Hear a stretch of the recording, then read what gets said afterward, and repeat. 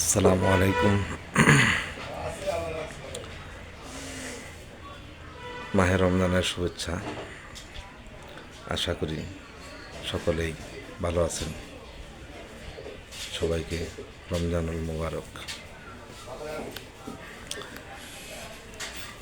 আজকে আপনাদের মাঝে আমি প্রথম ভিডিও নিয়ে আসছি। হয়তোবা আমার ভুল ত্রুটি হতে পারে, সেজন্য আপনারা আমাকে ক্ষমার দৃষ্টিতে দেখবেন। আমি আজকে আপনাদের মাঝে আমার একটি দীর্ঘ স্বপ্ন যাত্রার গল্প শেয়ার করব। আমি সেই কিশোর বয়স থেকে ইউরোপের স্বপ্ন দেখে এসেছি। তখন আজ থেকে আরও 16 বা 17 বছর আগে থেকে স্বপ্নটা দেখে এসেছি। তখন আমার ফুফা এবং ফুফু ইউরোপে থাকতেন। সেখান থেকে আসলে ইউরোপের স্বপ্ন দেখা শুরু। তো দীর্ঘ সময় স্বপ্ন দেখেছি। শেষ পর্যন্ত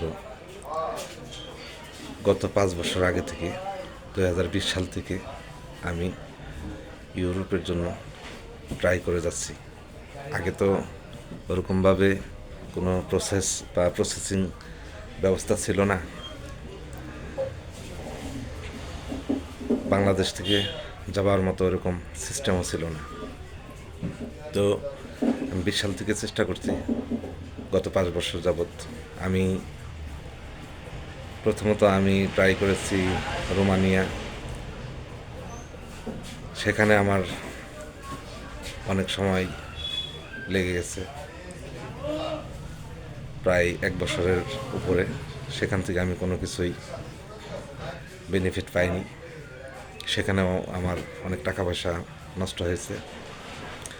তারপরে আমি চেষ্টা করেছি আলবেনিয়া, সেখানেও হয়নি। এরপর চেষ্টা করেছি হাঙ্গেরি। তো হাঙ্গেরি এম্বাসি ফেস করেছি, সেখান থেকেও আমাকে রিজেক্ট। সেখানে আমার অনেক টাকা পয়সা গেছে, অনেক ডকুমেন্টস লাগে। এক একটা ডকুমেন্টস তৈরি করার জন্য, ইউরোপের এক একটা ডকুমেন্টস তৈরি করার জন্য অনেক কষ্ট, অনেক টাকা পয়সা, অনেক পেপারস লাগে। এই বোর্ড সত্যায়িত এসএসসি সার্টিফিকেট, বোর্ড অ্যাটেস্টেড, এরপরে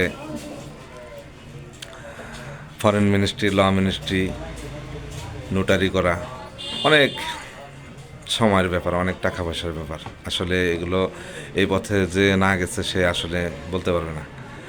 অনেক অনেক টাকা পয়সা খরচ, অনেক সময় নষ্ট, ঢাকা যাওয়া আসা, মানে কি যে একটা অবস্থা। এই লাইনে যে না আসছে সে বলতে পারবে না আসলে ইউরোপ যাওয়ার জন্য যে কত কষ্ট। তারপর সেখান থেকে আমি ব্যর্থ, আমার ভিসা রিজেক্ট হয়েছে। তারপরে আমি সার্বিয়াতে চেষ্টা করেছি। সার্বিয়া প্রায় দীর্ঘ 6 মাস হয়ে যাওয়ার পরেও সেখানে কোনো ফলাফল পাইনি।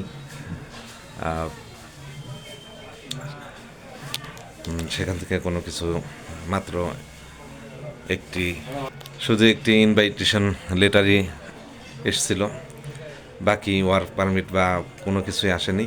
তো ইউরোপ যাওয়ার জন্য আমি দীর্ঘ সময় 17 বছর স্বপ্ন দেখে শেষ পর্যন্ত 5 বছর চেষ্টা করে আমি ব্যর্থ। আমার মনে হচ্ছে যে আমি হয়তোবা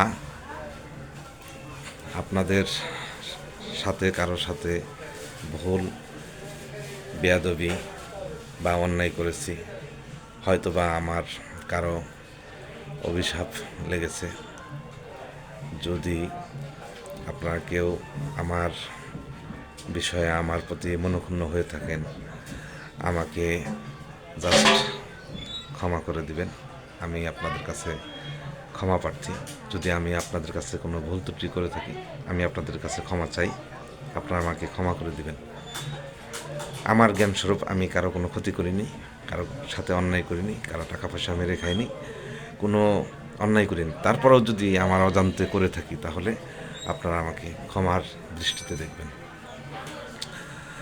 এবং আপনারা আমার জন্য দোয়া করবেন। আমার স্বপ্ন যেন পূরণ হয়। আমি আপনার জন্য দোয়া করি, আপনাদের জন্য, আপনাদের সকলের জন্য দোয়া করি, আপনাদের সকলের মনের নেক আশা পূরণ হোক।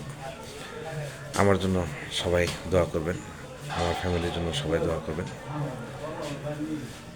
এবং সকলের জন্য দোয়া করবেন। আমি বিশেষ করে বলতে চাচ্ছি, যারা ইউরোপ গমনকারী, যারা ইউরোপ প্রত্যাশী, তাদের প্রতি আমার ভালোবাসা সবসময় থাকবে, দোয়া থাকবে। আপনারা যদি ইউরোপে যেতে ইচ্ছুক হন, ভালো এজেন্সি, ভালো মানুষের হাত ধরে যাওয়ার চেষ্টা করবেন। সকলের প্রতি ভালোবাসা রেখে রমজানের শুভেচ্ছা, রমজানুল মুবারকের শুভেচ্ছা জানিয়ে আজকের মতো আমার এই ভিডিওটা শেষ করছি। আমি আজকে প্রথম ভিডিও করলাম, হয়তো বা ভুল ত্রুটি হতে পারে। ভুল ত্রুটি হলে আপনারা ক্ষমার দৃষ্টিতে দেখবেন। সবাই ভালো থাকবেন। আসসালামু আলাইকুম।